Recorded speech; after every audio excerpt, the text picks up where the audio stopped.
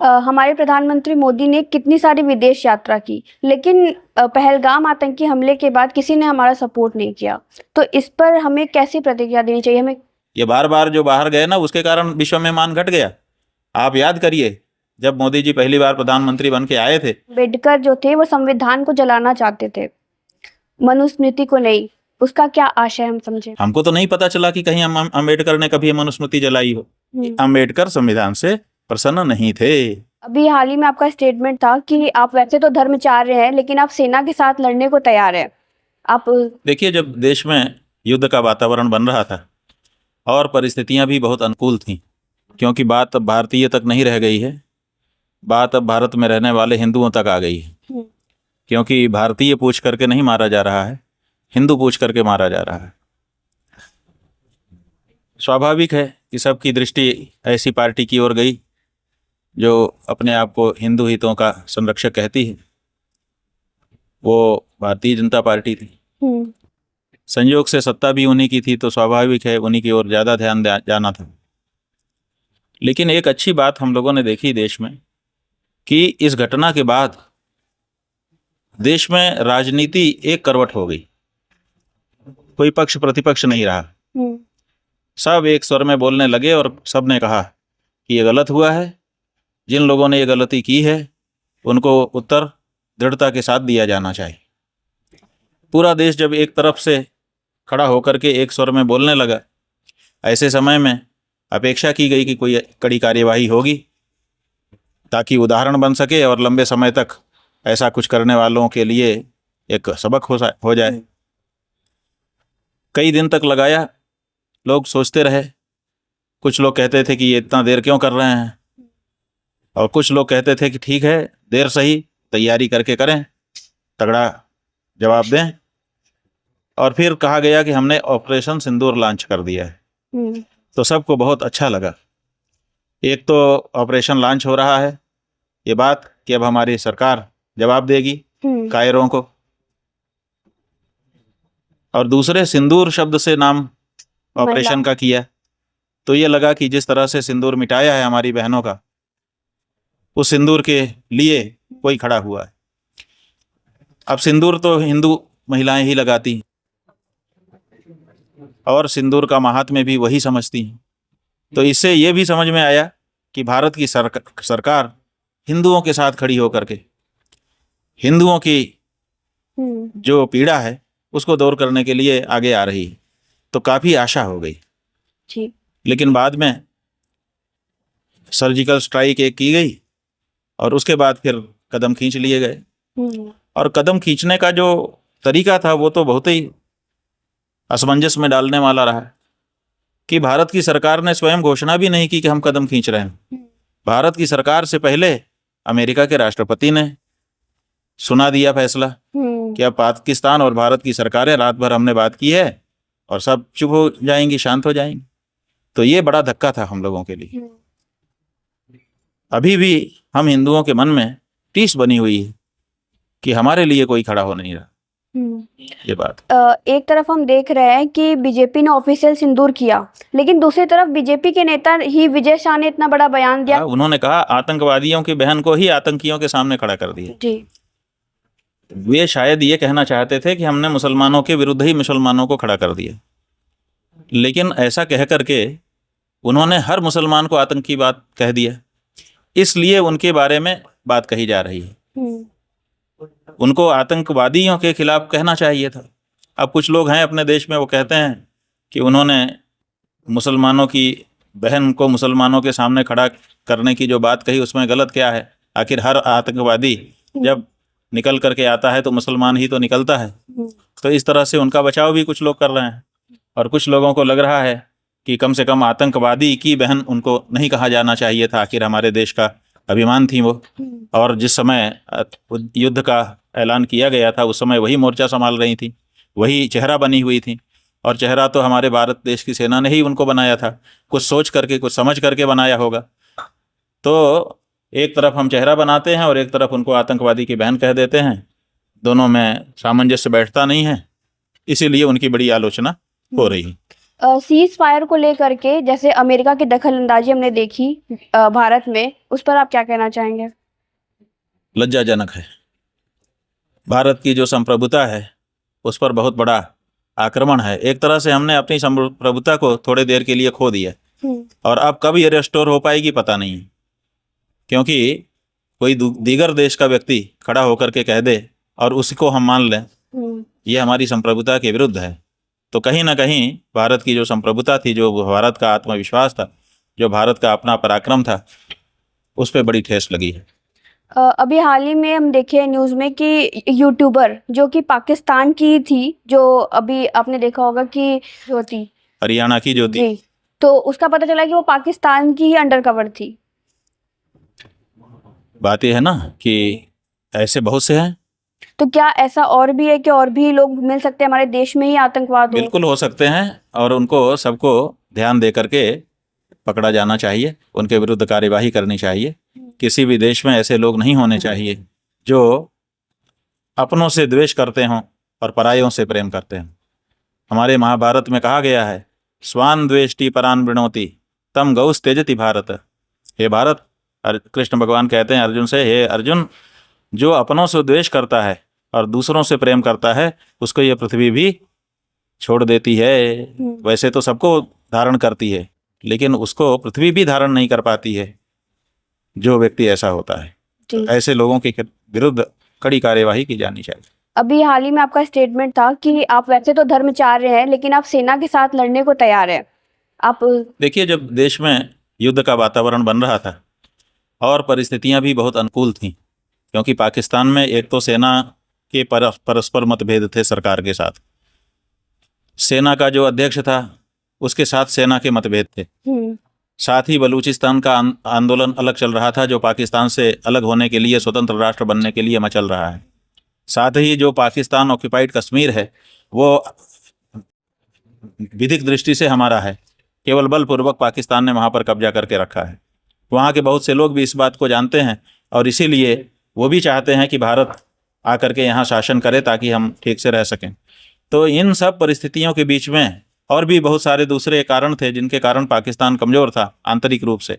ऐसे समय में ये ऑपरेशन लॉन्च किया गया था, तो हम लोग समझते थे कि इसमें कुछ न कुछ पराक्रम दिख जाएगा और वो पराक्रम ऐसा होगा जिससे पाकिस्तान लंबे समय तक के लिए दोबारा ऐसी कोशिश करने के लिए इच्छा भी नहीं कर सकेगा, करना तो दूर है। लेकिन फिर कुछ ना होकर के बस बादल छाए, थोड़े से गरजे भी और उसके बाद एक बूंद पानी गिरा नहीं और वापस हो गए। तो ये जो घटना घटी इसके कारण बड़ी निराशा मन में आ गई। तो हम धर्माचार्य हैं, लेकिन लोगों को प्रेरणा देने का काम हमारा है। आप देखिए, हमारे देश की जो सेना है ना, उस सेना में एक पोस्ट है धर्मगुरु की। वहाँ पर सिपाही भर्ती किया जाता है जिसको धर्मगुरु की पोस्ट दी जाती है। वो धर्मगुरु क्या करता है? वो धर्मगुरु और कुछ नहीं करता है, लेकिन जब युद्ध का समय होता है तो उस समय हमारे सैनिकों का मनोबल बढ़ाता है, धर्मशास्त्रों के पंक्तियों का उद्धरण दे करके कि हतो वा प्राप्स्यसि स्वर्गम जित्वा वा भोक्ष्यसे महीम तस्माद् उत्तिष्ठ कौन्तेय युद्धाय कृत निश्चयः। जब अर्जुन जैसा वीर भी कमजोर पड़ने लगे मानसिक रूप से, आत्मिक रूप से, उस समय धर्माचार्य आगे आकर के उसको उद्बोधन प्रदान करता है और उसमें शौर्य पराक्रम का बोध कराता है। तो ये हमारी भूमिका है एक धर्माचार्य होने के नाते। जब देश युद्ध के लिए तैयार खड़ा हो तो हमको चाहिए कि हम पूरे देश में प्रेरणा भरें। तो वो प्रेरणा भरने के लिए हमने ये घोषणा की कि हम अपना 2 महीने का कार्यक्रम निरस्त कर रहे हैं और अब हम तैयार हैं।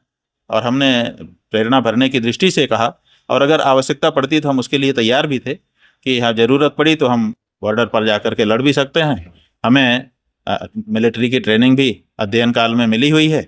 और हमने ये भी कहा कि अगर घायलों के शिविरों में जाके सेवा करने की ज़रूरत पड़ेगी तो हम वहाँ करेंगे, और अगर कहीं ऐसी ज़रूरत पड़ेगी जहाँ प्रेरक उद्बोधन करना होगा तो हम वहाँ भी जाएंगे। ये हमारा कर्तव्य था, एक नागरिक होने के नाते भी देश का और एक धर्माचार्य होने के नाते भी। हमारे प्रधानमंत्री मोदी ने कितनी सारी विदेश यात्रा की, लेकिन पहलगाम आतंकी हमले के बाद किसी ने हमारा सपोर्ट नहीं किया। तो इस पर हमें कैसी प्रतिक्रिया देनी चाहिए? हमें देखिए, बात यह है कि हम किसी के घर बार बार जाएं, इससे कोई प्रभावित हमसे नहीं होता है जी। हमसे प्रभावित होता है कि उसके सरोकार कितने हमारे हाथ में हैं। तो ध्यान इसमें देना चाहिए कि लोग कितना हम पर निर्भर हो जाएं कि हमारे बिना उनका काम ना चले, हमसे अलग होकर के खड़े होने की कल्पना भी ना करें। इस बारे में जब ध्यान दिया जाएगा तो हम चाहे उनके घर जाएं चाहे ना जाएं, वो हमारे साथ खड़े होंगे। और हम बार बार घर जाएंगे, उससे क्या हो जाएगा? मान घटे नित के घर जाए। ये बार बार जो बाहर गए ना, उसके कारण विश्व में मान घट गया। आप याद करिए, जब मोदी जी पहली बार प्रधानमंत्री बन के आए थे, पूरा विश्व उनकी तरफ देखता था, चाहता था कि उनसे इंटरेक्शन हो जाए, बात हो जाए। ऐसा प्रभाव आभा मंडल आप सबके माध्यम से खड़ा कर दिया गया था। लेकिन बार बार जाने से क्या हो गया? मान घटे नित के घर जाए। रोज घर गए, उसका परिणाम हो गया कि मान घट गया। और फिर जाते आते लोग गुण दोष देख लेते हैं, उस पर अनुशीलन करने लग जाते हैं। तो इसलिए इनको चाहिए था कि बंधी मुट्ठी लाख की, खुल गई तो खाक की। अपनी मुट्ठी को बंद रखते और ऐसा उपक्रम करते जिससे हर देश भारत के बिना मैं नहीं रह सकूंगा ऐसी धारणा वाला बन जाता। तो उस पर काम करने की जरूरत है, जाने आने से कोई खास बात नहीं होती। अभी हाल ही में आपने एक स्टेटमेंट दिया था कि अंबेडकर जो थे वो संविधान को जलाना चाहते थे, मनुस्मृति को नहीं। उसका क्या आशय हम समझे? नहीं, आशय का मतलब यह है कि प्रचार ये किया जाता है कि अंबेडकर ने मनुस्मृति जला दी। हमने इतिहास के ग्रंथों का अवलोकन किया, हमको तो नहीं पता चला कि कहीं अंबेडकर ने कभी मनुस्मृति जलाई हो। इतिहास में एक घटना जरूर दर्ज है। महाराष्ट्र के महाड़ आंदोलन में एक गंगाधर सहस्त्रबुद्धे नाम के पंडित थे, उन्होंने मनुस्मृति जलाई थी। उसमें जलाने के समय अंबेडकर भी उपस्थित थे, लेकिन अंबेडकर ने तो नहीं जलाया था, जलाया था गंगाधर सहस्त्रबुद्धे ने। तो एक तो इतिहास के अनुशीलन से ये बात साफ हुई कि ये जो बात कही जाती है जगह जगह पर कि अंबेडकर ने मनुस्मृति जला दी थी, अंबेडकर ने मनुस्मृति जला दी थी, ये झूठी बात। फैक्ट चेक आप लोग करते हो ना, तो ऐसे ही हमने भी फैक्ट चेक किया, क्योंकि हमारी मनुस्मृति के बारे में बात थी। और बाद में हमको अनुशीलन करते करते पता चला कि अंबेडकर ने कहीं रास्ते में किसी आंदोलन में नहीं, बल्कि संसद में खड़े होकर के कहा था, वक्तव्य दर्ज है कि अगर लोग मेरे साथी मुझे कहते हैं कि मैंने संविधान का निर्माण किया, लेकिन सच्चाई ये है कि अगर संविधान जलाने का अवसर आए तो सबसे पहला व्यक्ति मैं होऊंगा जो उसको जलाने का काम करूंगा, और ये किसी भी की आकांक्षा पूरी नहीं कर सकता है, और ये तात्पर्यहीन है संविधान। ये वक्तव्य उन्होंने संसद में दिया है, जो कि रिकॉर्ड पर है। और 3 साल के बाद उसी संसद में दोबारा एक पंडित जी, एक सांसद ने उनसे पूछा कि आपने 3 साल पहले ऐसा वक्तव्य दे दिया था संविधान के बारे में, क्यों दिया था? तो 3 साल बाद तो उनको कुछ पलट के कहना चाहिए था ना। लेकिन 3 साल के बाद भी BR अम्बेडकर ने वही बात कही। उन्होंने कहा कि ये बताइए, आप पूछ रहे हैं मुझसे, अगर मैंने एक मंदिर बनाया तो किस लिए बनाया होगा? इसीलिए ना बनाया होगा कि इसमें देवता आकर के बैठेगा। अगर उसमें शैतान आकर के बैठ गया तो मैं क्या करूंगा? मंदिर बनाने वाला क्या करेगा? वो मंदिर को तोड़ के ध्वस्त ही तो कर देना चाहेगा। इससे ये पता चलता है कि अंबेडकर संविधान से प्रसन्न नहीं थे। अंबेडकर का नाम लेकर के आज संविधान की बात बहुत लोग कर रहे हैं, लेकिन इतिहास भी तो देखना पड़ेगा ना। अंबेडकर के स्वयं के ये विचार हैं, और एक बार नहीं है कि संजोग बस कह दिए। जब 3 साल बाद उसी संसद में उनसे दोबारा क्वेरी की गई कि आपने ऐसा वक्तव्य दिया था, आपका क्या आशय था, तब उन्होंने कहा कि मैंने मंदिर बनाया देवता के लिए, इसमें शैतान आके बैठ गया। तो इसका मतलब है कि संविधान से वो प्रसन्न नहीं थे, और मनुस्मृति जलाने की जो बात उनके नाम से प्रचारित की जाती है वो भी गलत है। तो जो तथ्य है इतिहास से निकल करके आया, प्रसंगवश हमने उसी का उल्लेख किया, और कुछ हमारा विशेष उद्देश्य नहीं। एक आखिरी संदेश जो आप देना चाहते हैं हमारे दर्शकों को? नहीं, हम अपने दर्शकों, आपके दर्शकों को हम क्या संदेश देंगे वो तो आप देंगे, लेकिन अगर हमको आप कहना चाहते हैं कि आपको मौका है, हमारे दर्शकों को आप कुछ कहना चाहें तो कह दीजिए। तो हम यही कहना चाहेंगे कि देखिए, हम जिस देश में रहते हैं, स्वाभाविक है कि उस देश की ज़रूरत पर हमको अब पूर्णतया अपना स्वार्थ छोड़ करके देश के लिए खड़े हो जाना चाहिए। इसी तरह से जैसे देश के लिए खड़े होने की बात कही जाती है, ऐसे हमारे समाज पर अगर कोई विपत्ति हो तब भी हमको खड़ा होना चाहिए। और इसी तरह से हमारे धर्म पर कोई अगर विपत्ति हो तब भी अपने धर्म और संस्कृति को बचाने के लिए हमको खड़ा होना चाहिए। आज ऐसा फैशन बन गया है कि हम तो संविधान को मानते हैं, हम तो मनुस्मृति को नहीं मानते। हम तो मानवता को मानते हैं, हम तो मनुस्मृति को नहीं मानते। ये जो फैशन है, ये फैशन गलत है। मानवता शब्द जो है वो मनु से बना हुआ है। मनु से मानव, मानवता बनी हुई। तो मनु को नहीं मानोगे और मानवता को मानोगे, वही कहावत हो जाएगी, आपके ऊपर के गुड़ खाओगे, गुलगुला से परहेज करोगे नहीं।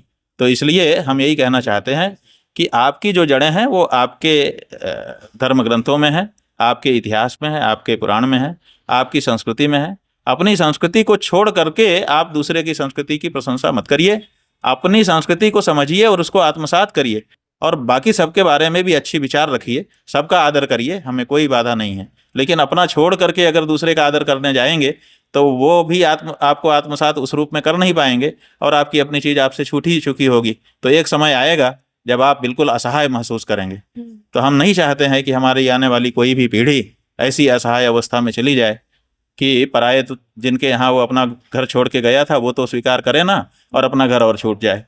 तो इसलिए भारत की जो सभ्यता, भारत की जो संस्कृति, भारत का जो धर्म, हमारी जो बुनियाद है, उस बुनियाद को हम कभी कमज़ोर ना करें, ये हम कहना चाहते हैं। बहुत बहुत धन्यवाद। बनारस से मैं तनीषा, आप देख रहे थे रिपब्लिक हिंदुस्तान।